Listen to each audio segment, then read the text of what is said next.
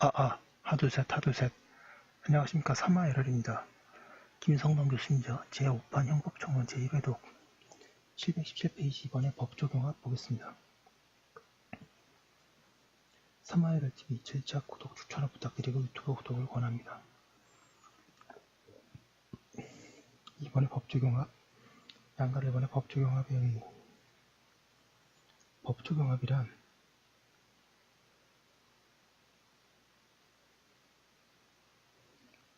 수개의 법률 구성 요건이 외관상 경합하는 것처럼 보이지만 실제로 수개의 범죄 간의 경합은 일어나지 않고 수개의 범죄 공식, 즉 법률 내지 법률 구성 요건, 즉 법조문이 경합하고 있는 경우를 말한다.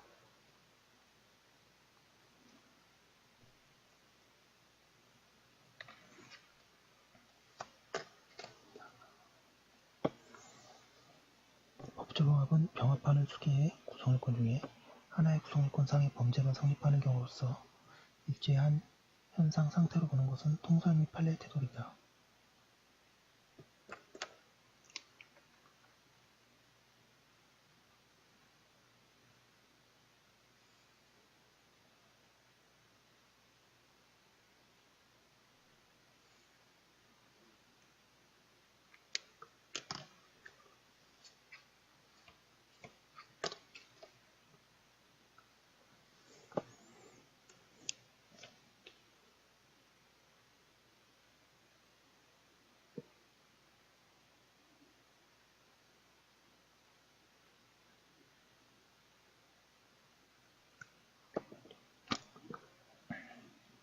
따라서 경합되는 수개의 구성요건상 범죄가 모두 성립하는 경우에 상상적 경합이 실제적 경합과 구별된다. 방가르건의 일제의 인정 근거. 법조 경합의 문제는 동일한 범죄가 여러 개의 구성요건 공식에 중첩적으로 규정되어 있는 입법 기술상의 한계에서 비롯된다. 법조 경합을 일제로 보아야 하는 이유는 어떤 법률 구성요건이 다른 법률 구성요건에 의해서도 포착되어 있는 불법 내용을 동시에 포괄하고 있는 경우로 수재로 평가하면 행위자가 행한 불법을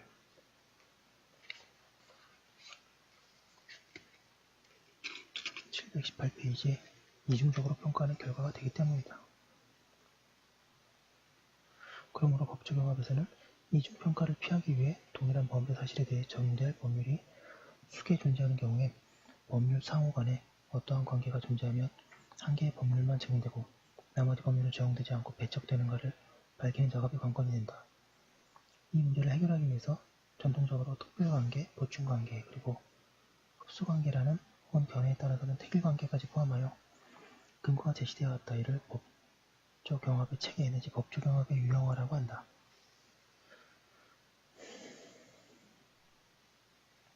양가를 이번에 법조경합의 유형화. 학교 시험에 좀 나올 수 있죠. 지금까지 공부한 것 중에서 학교 시험에 나올 수 있을 만한 건 이 정도가 되겠습니다. 법조경합의 유형화. 양가를 이번에 법조경합의 고전적 유형화. 동그라미 이번에 특별관계. 특별관계는 어떠한 법률이 다른 법률과 동일한 요소를 지니고 있는 동시에 다른 관점을 고려하고 있는 요소를 부가적으로 적어도 한 가지 더 지니고 있는 경우에 인정된다.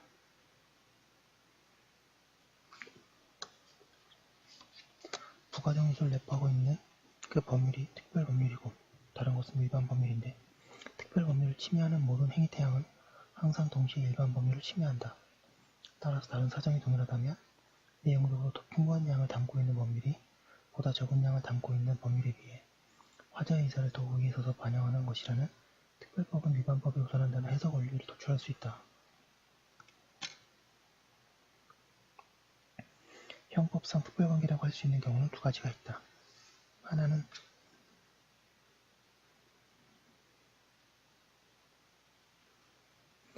어떤 구성요건이 다른 구성요건에 비해 그 요소의 확장이 있거나 변경이 있는 경우이다. 기본 구성요건, 보통살인죄가 가중 구성요건, 존속살인죄 내지 감경 구성요건, 영아살인죄의 관계가 그러하다. 특별관계의 다른 하나는 강도죄와 강도치상죄와 같이 독자적인 두 개의 구성요건이 새로운 하나의 구성요건으로 결합되는 경우, 즉 결합범 또는 결과적 가정범의 경우에 인정될 수 있다. 특별관계.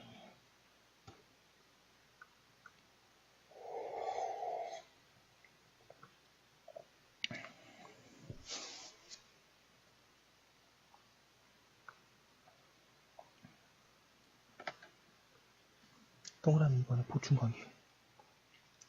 보충관계는 다른 법률을 적용할 수 없는 경우에 하나요. 보조적으로만 적용될 수 있는 경우에 존재한다. 보충관계에서는 기본법은 보충법에 보장한다는 원칙에 따라 보충법의 적용이 배제된다. 보충관계는 법률의 규정으로부터 직접 보충관계가 인정되는 경우, 명시적인 보충관계에도 있고 충족된 보충관계들에 대한 체계적 해석을 거쳐야 비로소 보충관계가 인정되는 경우, 묵시적인 보충관계도 있다. 719페이지.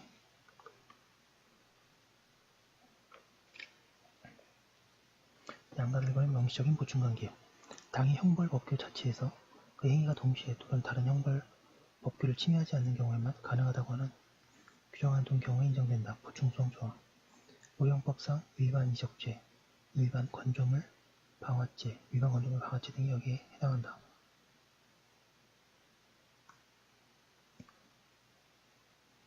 양가로 로마제건 묵시적인 보충관계. 밑줄을 쳐야겠군요.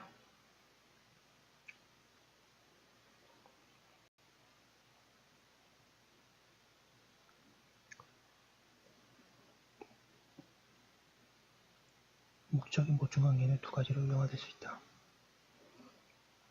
하나는 범죄 실현의 앞단계의 범위는 같은 법에 대한 다음 단계의 침해가 있으면 독자적인 행위를 상실하는 경우이다.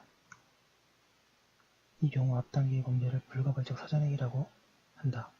불가발적 사전행위가 묵시적 보충관계로 인정되는 이유는 행위 자체는 구성요건을 충족하는 가벌적 행위이지만 주된 가벌적 행위의 수단이나 준비 행위로서 주된 행위의 일부분이 구성하기 때문에 별도로 처벌할 필요가 없기 때문이다. 기수와 예비 또는 이수의 관계, 살인죄와 상해죄의 관계, 침해범과 위헌범의 관계 등의 보충관계에 해당할 수 있다. 다른 하나는 동일한 법에 대한 침해 행위의 경중이 있는 경우에 가벼운 침해 방법에 의한 범죄는 무거운 침해 방법에 의한 범죄가 되지 않을 경우에 하나여 보충적으로 성립하는 경우이다. 존범 및 교사범과 정범의 관계. 과실범과 고의범의 관계가 여기에 해당한다. 자기범에 대하여 부자기범의 보충관계에 있다고 하는 견해가 있지만 독일형법과 달리 부자기범에 대한 감경 규정이 없는 우리 형법의 해석상으로는 이를 보충관계로 인정할 수 없다고 합니다. 보충관계 두 가지 밑줄 치겠습니다.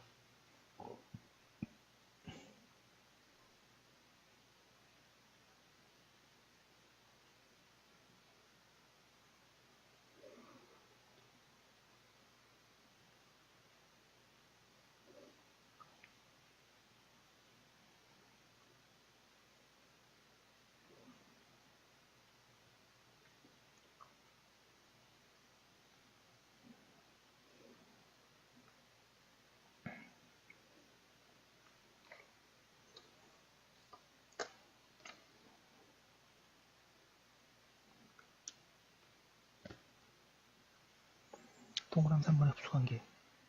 흡수관계는 한 개 또는 수개의 행위로 수개의 구성요건을 실현하지만 전부법은 부분법을 폐지한다 하는 법을 의하여 전부법만 적용되는 경우이다.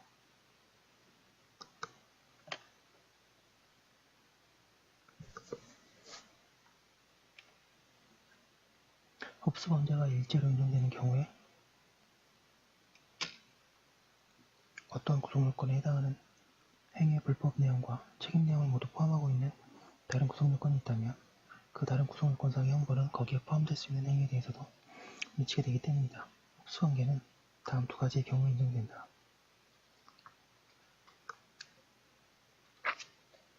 양가로마제 1번의 전형적인 수관행위. 전형적인 수관행위, 불가반적 수관행위란 어떤 범죄의 행위가 동시에 다른 구성요건을 충족하고 있는데 이때 그 다른 구성요건의 충족은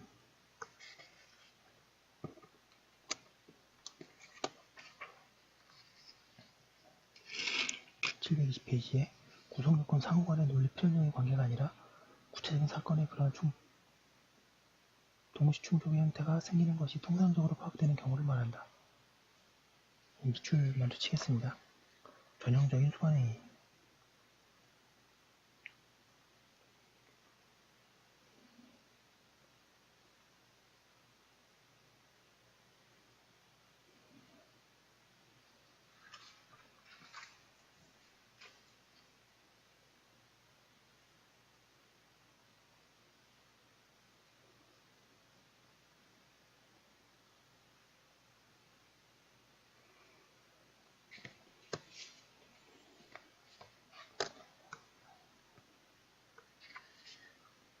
이러한 경우에 적용되는 구성요건, 예컨대 살인죄의 법효과를 행위자를 처벌하면 거기에 전형적으로 수반되는 행위, 예컨대 칼로 살해 행위를 할 때 피해자의 목을 찢는 성행위의 불법 내용이 남김없이 포착되기 때문에 이는 적용되는 구성요건적 행위의 불법에 흡수된다.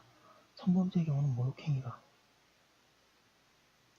상해를 가하면서 협박행위를 하는 경우에는 협박행위가, 사무소 위조를 하면서 인장위조 행위를 하는 경우에는 인장위조 행위가, 강간죄를 범하면서 사소한 행위를 입힌 경우에는 상해행위가 전형적인 수반행위가 된다. 양가로 맞자 이번에 불가발적 사후행위. 불가발적 사후행위란 그 자체로는 구성요건에 해당하고 위법 위착한 행위이지만 그 행위와 관련된 전체 사건을 평가해 볼 때 그에 앞서 행하여진 범죄 행위에 대해 처벌만으로 그 행위에 대한 처벌이 더 이상 요구되지 않는 경우를 말한다. 밑줄 치겠습니다.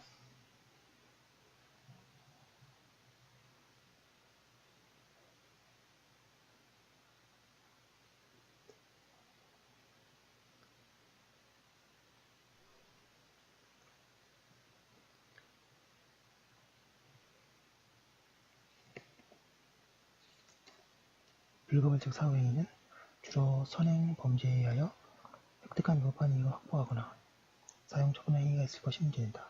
이 경우에 평가의 중점은 사전행위에 놓이게 되고 사후행위는 이미 주된 범죄에 의하여 완전히 평가되는 것이기 때문에 범죄를 구성하지 않는다. 예컨대 절도범이 재물을 손괴한 경우에 절도죄 이외에 손괴죄를 구성하지 않는다는 것이다. 불가발적 사후행위는 주된 행위와 다른 보호 권리를 침해하거나 그 침해의 양을 초과해서는 안 된다. 그리고 불가발적 사후행위에 가담한 제3자에 대해서 가발성이 부정되지 않는다. 불가발적 사후행위를 인정한 판례와 부정한 판례가 있습니다. 대법원은 동그라미 1번에 열차 승차권을 절취한 자가 그 승차권을 자기의 것인 양 속이면서 환불을 받은 경우, 동그라미 2번 장물인 자기 학표를 취득하는 이를 현금 대신 교부한 경우, 동그라미 3번에 향정신성 의약품관리법 제42조 1항 1호가 규정하는 향정신성 의약품 721페이지 수수의자가 성립하는 경우에 그에 당연히 수반하는 향정신성 의약품 소지행위, 동그라미 4번 작물 보관 의뢰죄를 받은 자가 그 점을 알면서 이를 인도받아 보관, 작물 보관죄 성립하고 있다가 이미 처분한 경우 등에 대해서는 사후 행위가 주된 범죄에 대해 가벌적 평가에 당연히 포함되어 별도의 범죄를 구성하지 아니한다고 하였다.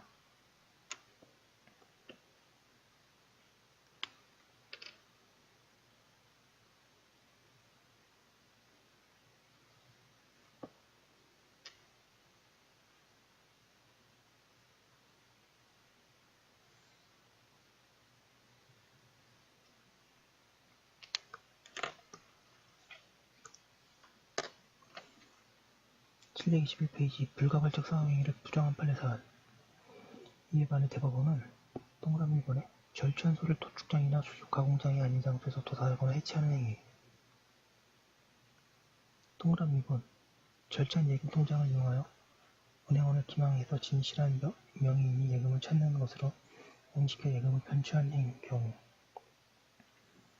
동그라미 3번 신용카드를 절취한 후 이를 사용하는 경우, 동그라미 4번에 사람을 살해한 다음에 그 범죄의 흔적을 은폐하기 위하여 그 시체를 다른 장소로 옮긴 경우, 동그라미 5번에 대마 취급자가 아닌 자가 대마를 절취한 후 그 테마를 특별 목적으로 소지하는 행위.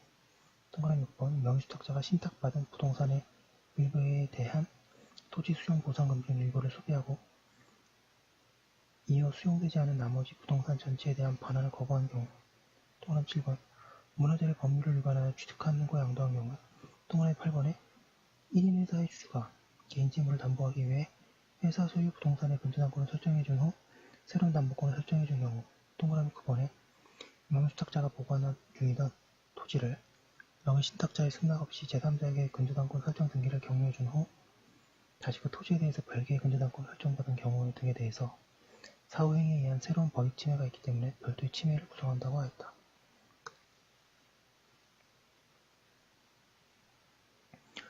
동그라미 4번은 택일관계. 택일관계란 두 개의 구성요건이 상호 대립적인 요소를 포함하고 있어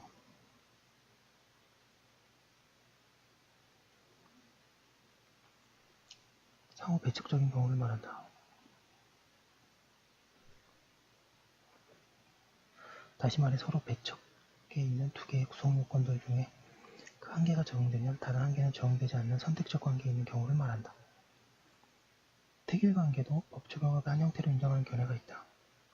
그러나 택일관계는 두 개의 개념 사이에 엄격한 구별 한계선이 있기 때문에 개념 논리적으로도 두 개의 구성요건 간의 이질성이 있는 사례에 해당한다.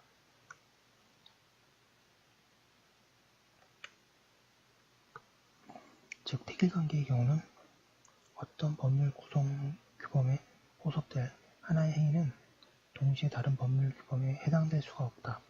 이와 같이 택일관계는 법적 경합의 전제 조건인 법률 구성 요건들 간의 중첩성조차 없기 때문에 외관상으로도 법적의 경합이 일어나지 않는 경우이다. 뿐만 아니라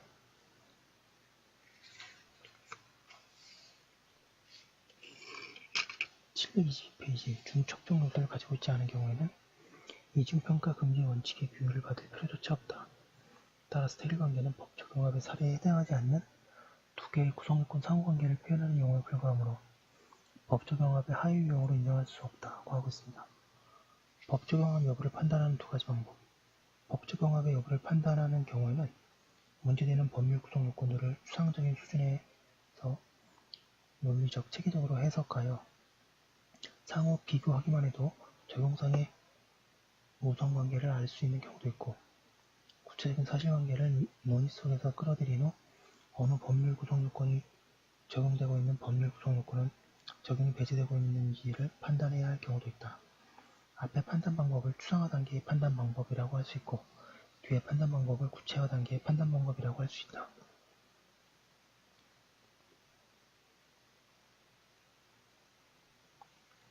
법적 경합의 유형 가운데 추상화 단계의 판단을 통해 적용되는 법률 구성 요건과 배척되는 법률 구성 요건을 가려낼 수 있는 경우는 특별관계와 명시적 보충관계에 있는 경우이다.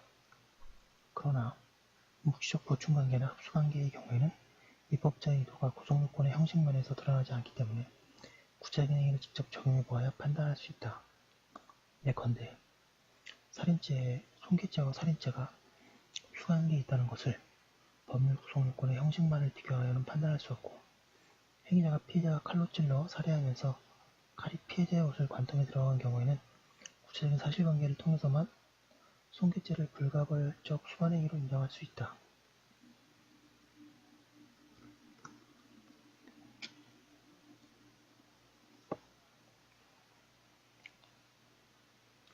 망가로 이번에 법 적용업의 새로운 책임.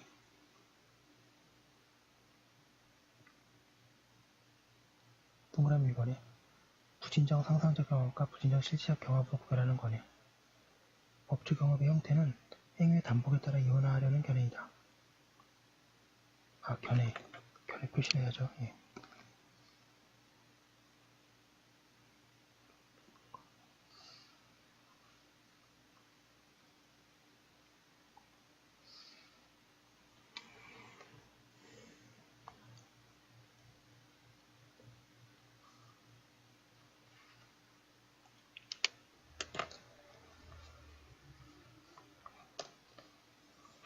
동그라미 1번에 부진정 상상적 경합과 부진정 실체적 경합으로 구별하려는 견해.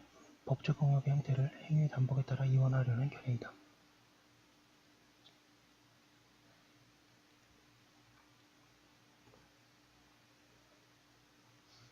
이에 따르면 한 개의 행위가 인정되는 경우를 부진정 상상적 경합이라고 부르고, 불가발적 사전행위와 불가발적 사후행위와 같이 행위가 수개인 경우를 부진정 실체적 경합이라고 부른다. 이 견해는 불가발적 사전행위와 불가발적 사후행위를 각각 보충관계와 흡수관계의 하유유형으로 취급하지 않고 독자적으로 부진정 실체적 경합의 형태로 인정하는 특징을 보이고 있다. 동그라미 2번에 종래의 법적 경합의 유형 가운데 흡수관계를 인정하지 않고 이를 보충관계의 특별한 유형으로 보는 견해이다.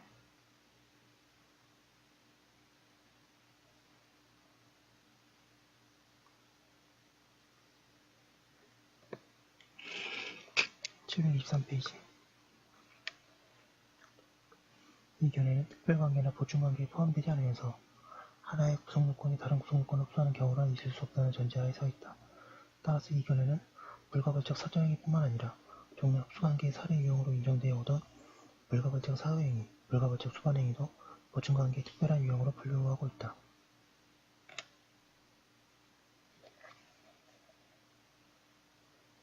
동그라미 3번에 특별관계만으로 설명하려는 견해. 법적 경합을 유형하는 종래의 태도에 해석학적 통일성과 체계성이 결여되어 있음을 지적하면서 모든 법적 경합의 유형을 특별관계로 일어날 수 있다고 하는 견해이다.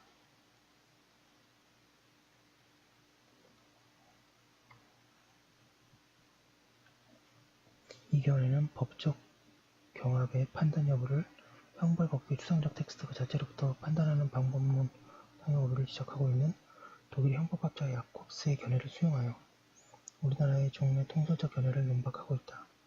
이에 따르면 법적 경합 사례에서 어떠한 형벌법조가 다른 형벌법조에 우선하여 적용된다는 것은 특별법의 일반법에 우선한다는 해석학적 원칙에만 근거할 수 있다고 한다. 그 결과 이 견해는 법적 경합의 형태로서 특별관계 이외의 보충관계나 흡수관계를 별도로 유형할 해석학적 근거가 없다고 한다. 방금 3번의 결론. 법적 경합의 유형을 다르게 보는 견해들, 다양한 견해들 간의 실질적인 차이는 없다. 흡수관계라는 개념 자체를 거부하는 견해도 거기에 해당하는 사례들을 여전히 보충관계의 사례 유형 속으로 재편입하고 있고, 특별관계로 일원화를 주장하는 견해도 특별관계라는 상위 개념 하에 보충관계, 흡수관계의 사례 유형들을 모두 다른 이름으로 각색하여 등장시키고 있다. 따라서 새로운 유형화를 시도할 실익이 없으므로 전통적인 산문법을 그대로 따르기로 한다.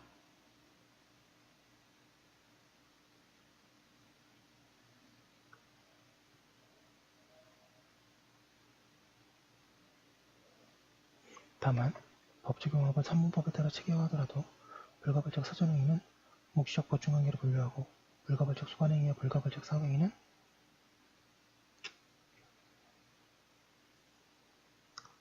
보충관계로 묶을 수 없고 흡수관계로 분류하는 것이 타당하다. 왜냐하면 불가발적 수반행위와 불가발적 사후행위는 주된 행위가 처벌되지 않을 경우에 이들이 다시 부활하여 별도로 처벌되지 않는다는 점에서 보충관계와는 근본적인 차이가 있기 때문이다.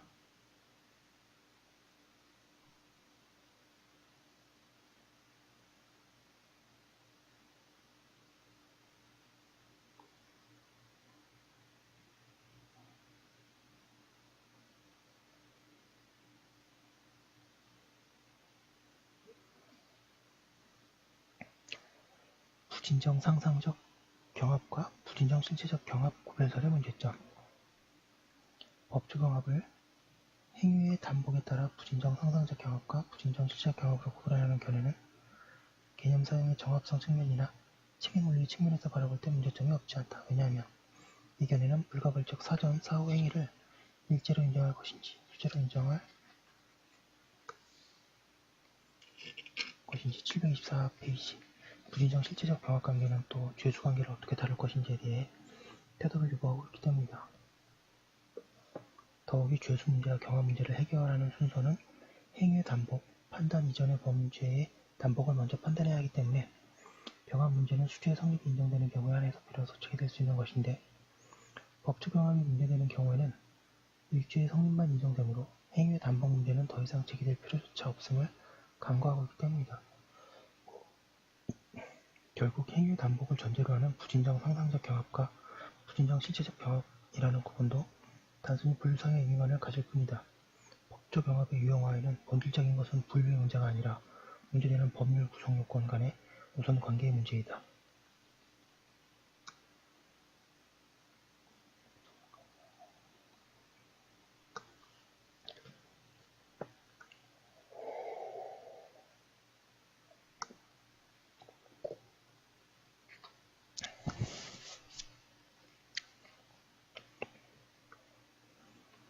양가로 3번의 법조경합의 효과, 원칙. 법조경합은 한 개의 형벌법규만 적용되고 적용되는 형벌법규는 다른 형벌법규에 적용을 배척하기 때문에 그 다른 형벌법규에 의해서 행위자는 처벌되지 않는다. 따라서 배척된 형벌법규는 판결 주문과 판결 이유에 기재조차 되지 않는다.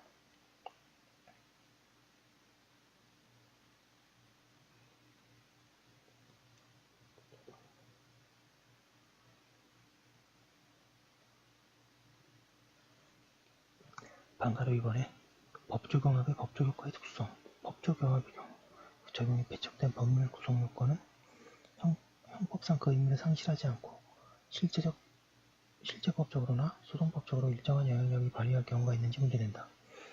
이 문제는 적용이 배척되는 법률 구성 요건은 처음부터 충족되지 않기 때문에 배척되는 것이지 아니면 그 구성 요건의 충족이 인정되지만 단순히 적용만 배척되는 것인지에 따라 결론이 달라진다. 또 학설이 대립되네요. 잠깐만요.